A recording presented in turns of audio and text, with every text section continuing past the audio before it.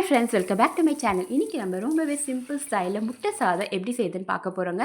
ரொம்பவே ஒரு quick lunch box recipe தாங்க. சரி வாங்க எப்படி செய்யுது பார்க்கலாம். ஸ்டவ் ஆன் பண்ணி கடாய் வச்சிடலாம். 2 டேபிள் ஸ்பூன் அளவுக்கு எண்ணெய் விட்டுடலாம். எண்ணெய் காஞ்சதுக்கப்புறம் ஒரு முட்டை உடச்சி ஊற்றிடலாம். இப்போ இதுக்கு தேவையான மசாலா சேர்த்துக்கலாம். 1/4 டீஸ்பூன் பெப்பர், 1/4 டீஸ்பூன் உப்பு. இப்போ இதை நம்ம நல்லா ஸ்க்ராம்பிள் பண்ணிடலாம்.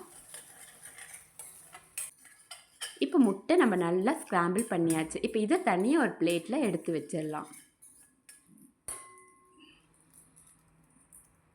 இப்போ அதே கடாயில் திரும்பவும் 2 டேபிள் ஸ்பூன் அளவுக்கு எண்ணெய் விட்டுடலாம். எண்ணெய் காஞ்சதுக்கப்புறம் ஒரு சின்ன பட்டை, ஒரு கிராம்பு, ஒரு ஏலக்காய், ஒரு பிரிஞ்சி இலை சேர்த்துடலாம். 1/4 டீஸ்பூன் அளவுக்கு சோம்பு சேர்த்துக்கலாம். இப்போ இதெல்லாம் பொரிஞ்சதுக்கப்புறம் கொஞ்சம் பெருங்காயம் சேர்த்துக்கலாம்.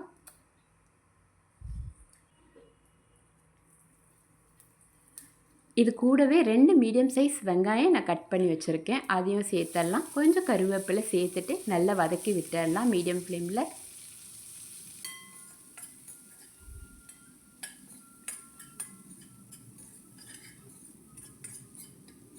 இந்த மாதிரி முட்டை சாதம் நீங்கள் ஸ்கூல் லஞ்சுக்கு பசங்களுக்கு செஞ்சு கொடுத்து பாருங்களேன். லஞ்ச் பாக்ஸ் காலி ஆகிட்டு தாங்க திரும்ப வரும்.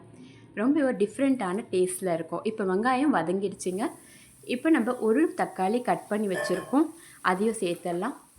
சேர்த்துட்டு நல்லா கலந்து விட்டுடலாம். தக்காளி ஓரளவு வதங்கினதுக்கப்புறம் 1/4 டீஸ்பூன் அளவுக்கு இஞ்சி பூண்டு பேஸ்ட்டு நம்ம சேர்த்துக்கலாம். சேர்த்துட்டு இந்த இஞ்சி பூண்டு வாசனை போகிற அளவுக்கு வதக்கி விட்டுட்டு இது கூடவே 1/2 டீஸ்பூன் அளவுக்கு சில்லி பவுடர், 1/2 டீஸ்பூன் அளவுக்கு தனியா powder, 1/4 teaspoon garam masala, 1/4 teaspoon உப்பு தேவைக்கேற்ப சேர்த்துக்கலாம். சேர்த்துட்டு நல்லா கலந்து விட்டுடலாம் லோ ஃப்ளேமில்.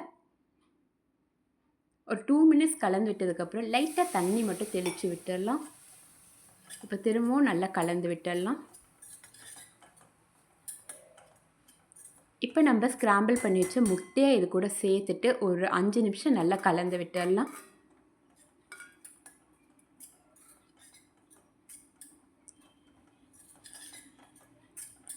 இப்போ நம்ம வடித்த சாதம் இருக்கும் இல்லைங்களா, அதை இதில் சேர்த்துட்டு ஒரு ஹை ஃப்ளேமில் ஒரு 5 நிமிஷம் நல்லா கலந்து விட்டு கொத்தமல்லி தூவி இறக்குனிங்கன்னா நம்மளுடைய முட்டை சாதம் ரெடி. கண்டிப்பாக ட்ரை பண்ணி பாருங்கள், ரொம்ப நல்லாயிருக்கும்.